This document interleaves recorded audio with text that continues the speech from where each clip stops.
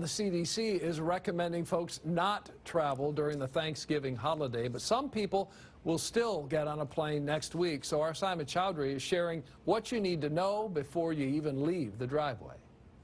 Despite the pandemic, there are people who are still planning to travel for the Thanksgiving holiday next week. And because of that, TSA officials want to make sure you're prepared and you're packed properly. And I'm talking about making sure you have a mask and hand sanitizer with you.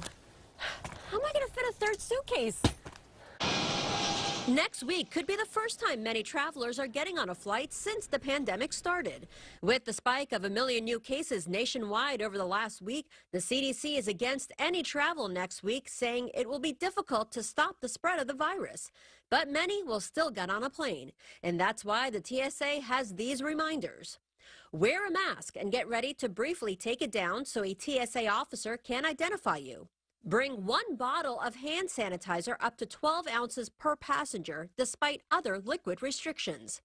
Do the TSA pre-check to save you the time and hassle of taking off your belt and shoes. Take everything out of your pockets ahead of time. TSA officials say the faster you get through the screening, the safer it is for everyone.